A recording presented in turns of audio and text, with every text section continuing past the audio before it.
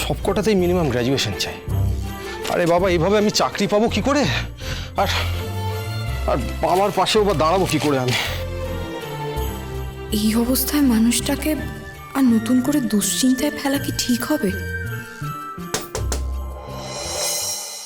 এসো, কিছু বলবে? এভাবে থ মেরে দাঁড়িয়ে আছো কেন?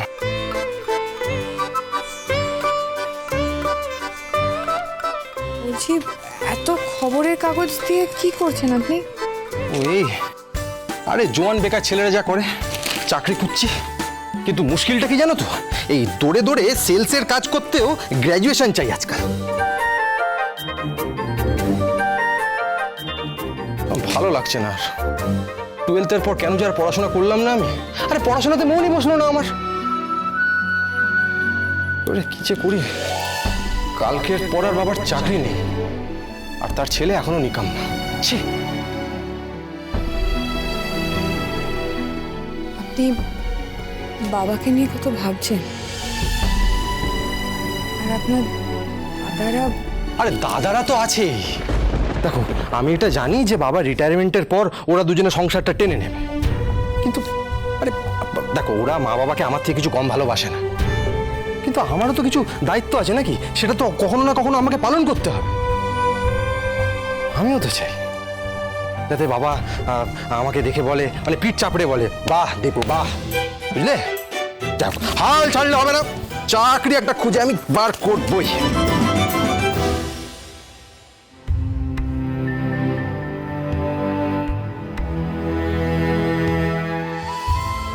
না, ওনাকে কিছুতেই বলা যাবে না।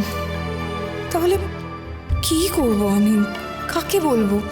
বড় বাবুকে বলবো নাকি বড় মাকে? আপনি বরং চাকরি দেখুন, আমি আসছি। হ্যাঁ ঠিক আছে।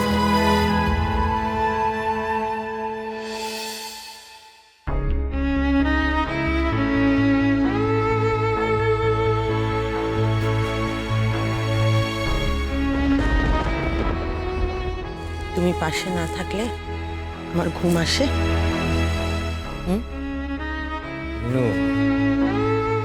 বসে বসে ভাবছিলাম, এতদিনের কর্মব্যস্ততা, ছাত্র পড়ানো, পরীক্ষা, খাতা চেক আপ, টিচার্স ডে, গরমের ছুটি, শীতের ছুটি, সব সব ভ্যানিশ। এরপর থেকে শুধু ছুটি আর ছুটি। অসুবিধা হচ্ছে না? মানে আমার সাথে বেশিক্ষণ থাকতে হবে বলে অসুবিধা হচ্ছে বুঝি? সে কি গো, তুমি তো আমার বল ভরসা, তুমি পাশে আছো। এখন থেকে সব সময় তুমি আমাকে পাবে।